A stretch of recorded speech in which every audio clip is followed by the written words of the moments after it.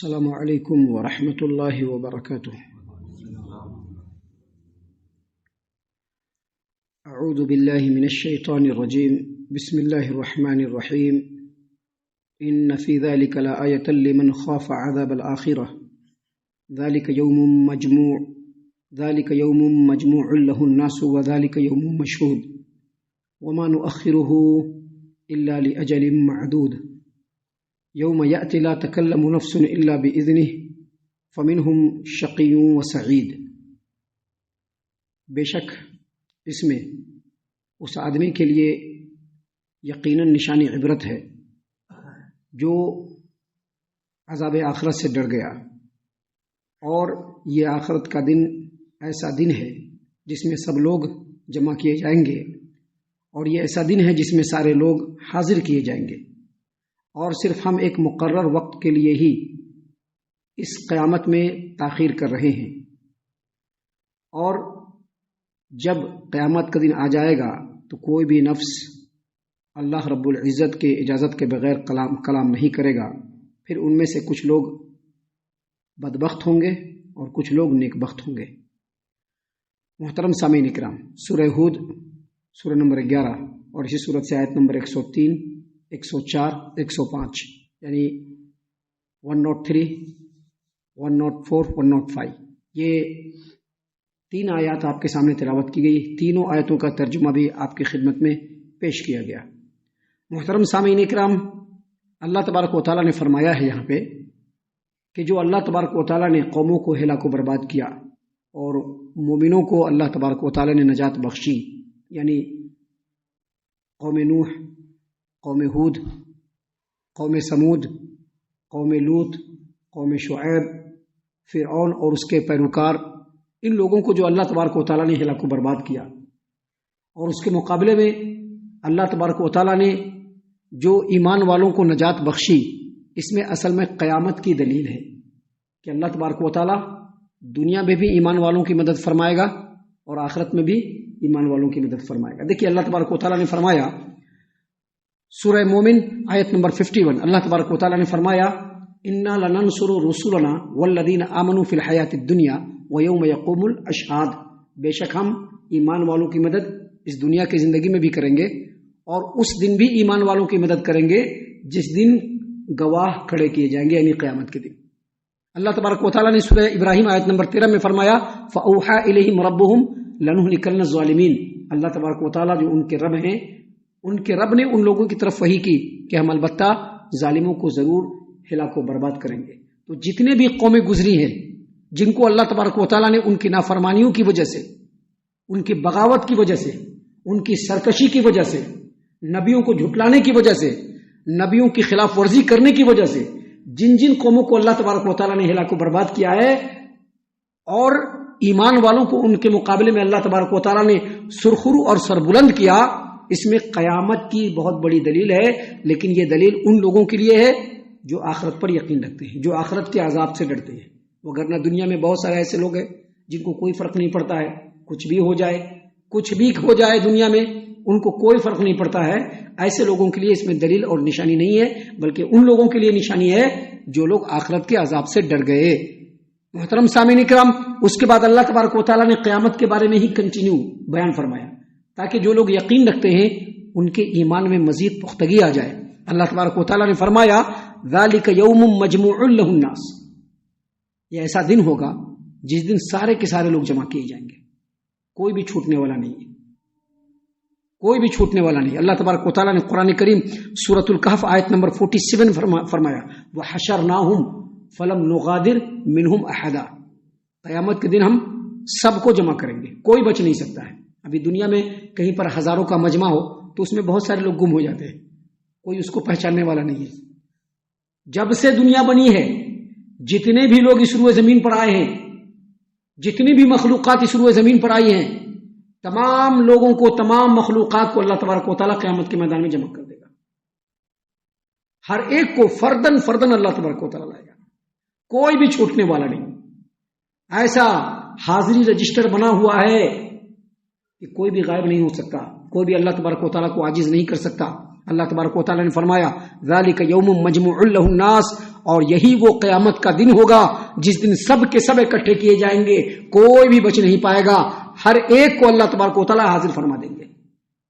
اور آگے مزید فرمایا وذالک یوم مشہود، اور یہی وہ دن ہوگا جس دن سب کے سب حاضر کیے جائیں گے، فرشتے بھی حاضر کیا جائیں گے، فرشتوں کو بھی حاضر کیا جائے گا، انبیاء کو بھی حاضر کیا جائے گا، تمام انسانوں کو حاضر کیا جائے گا۔ اللہ تبارک و تعالیٰ نے قرآن کریم میں کئی مقام پہ اس بات کو واضح کر دیا ہے کہ ایک ایک آدمی کو غلام بنا کر کے حاضر کیا جائے گا، ایک ایک آدمی کو غلام بنا کر کے حاضر کیا جائے گا،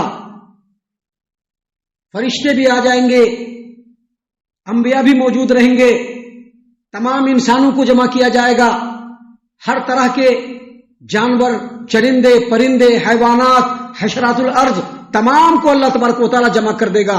اللہ تبارک و تعالیٰ نے فرمایا وذالک یوم مشہود، اور یہی وہ دن ہوگا جس دن سب کے سب اللہ تبارک و تعالیٰ کے روبرو حاضر ہوں گے، اور سب سے اللہ تبارک و تعالیٰ ان کی دنیا کی زندگی کا حساب لے گا۔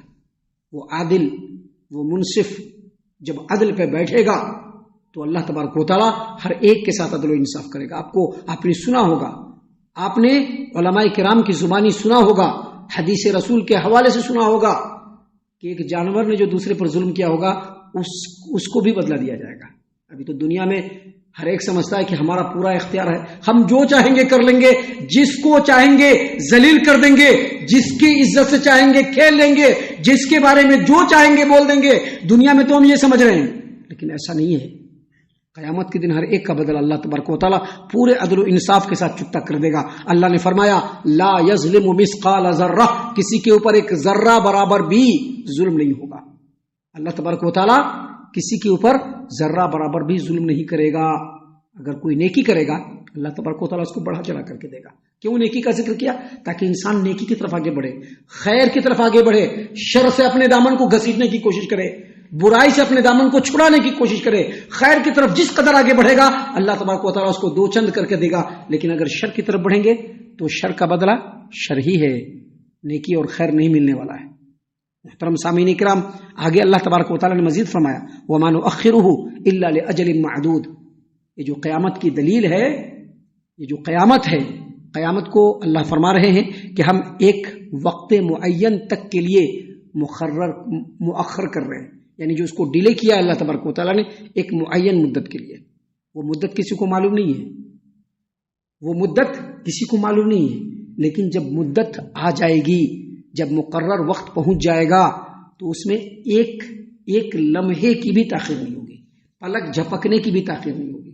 آپ نے سنا ہوگا حدیثوں میں نبی صلی اللہ علیہ وسلم نے فرمایا کہ ایک دودھ پینے والا پیالے کو اپنے ہونٹ تک لے جائے گا اور قیامت آ جائے گی، ایک لقمہ اٹھانے والا لقمہ اٹھائے گا اور قیامت آ جائے گی، سامان بچھانے والا اپنے سامان کو اپنے چادر پہ بچھا کر کے رکھا ہوگا، ابھی اس کو سمیٹ بھی نہیں پائے گا، قیامت آ جائے گی۔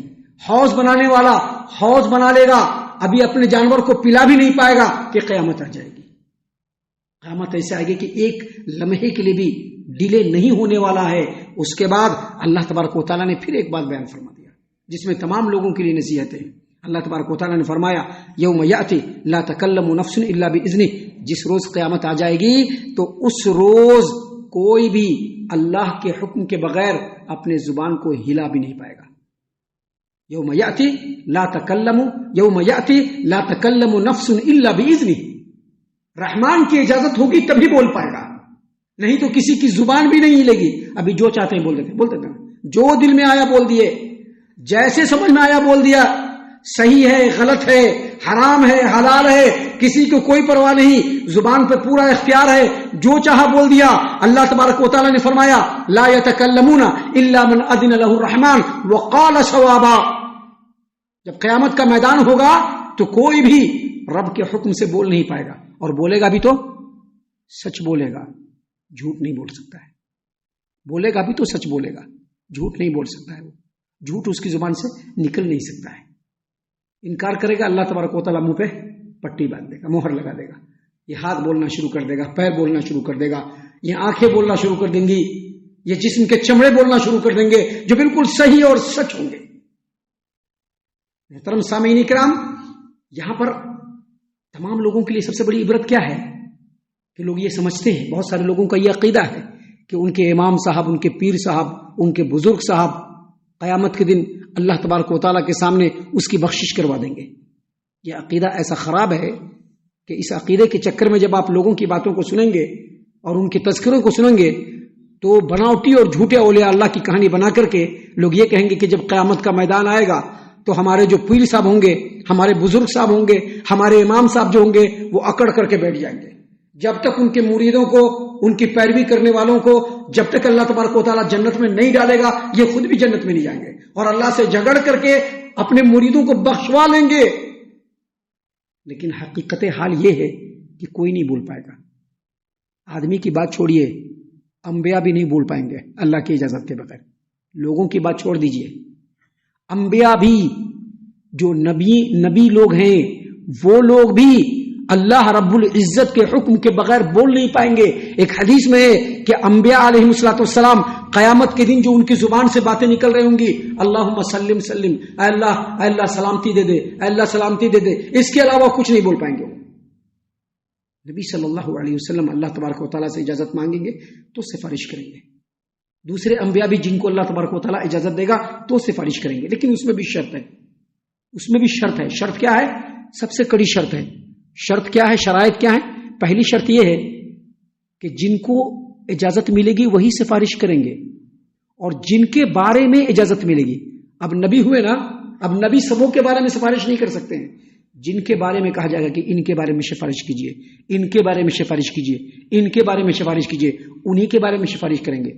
اور اس میں بھی تیسری شرط ہے، جن گناہوں کے بارے میں کہا جائے گا انہی گناہوں کے بارے میں سفارش ہوگی، سبھی گناہ کے بارے میں سفارش نہیں ہوگی.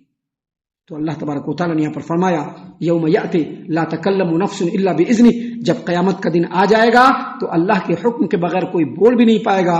اور آگے فرمایا فمنہم شقی و سعید، اور جب قیامت کا دن ہوگا لوگ جمع ہوں گے تو اس میں کچھ لوگ بدبخت ہوں گے اور کچھ لوگ نیک بخت ہوں گے. اب بدبخت کا کیا انجام ہوگا، نیک بختوں کا کیا انجام ہوگا، اللہ تبارک و تعالیٰ نے آگے بیان فرمایا ہے، جس کو انشاءاللہ کل کے درس میں ہم آپ کے سامنے بیان کرنے والے ہیں.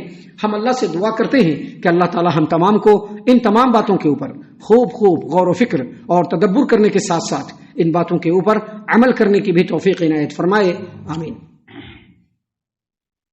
اللہ تعالی ہم تمام کو صحیح معنوں میں پکا سچا مومن مسلمان بنائے، اللہ اور اس کے رسول صلی اللہ علیہ وسلم کی اطاعت و فرما برداری کرنے والا بنائے، صحابہ کرام رضی اللہ عنہم کے طریقے پر چلنے والا بنائے، جنت الفردوس میں جگہ عطا فرمائے. اے اللہ ہم تمام کو جہنم سے پناہ دے، اے رب العالمین ہم تمام کو جہنم سے پناہ دے، اے مالک الملک ہم تمام کو جہنم سے پناہ دے، آمین یا رب العالمین. وما علینا الا البلاغ المبین. الذي نزل الفرقان على عبده ليكون للعالمين نذيرا.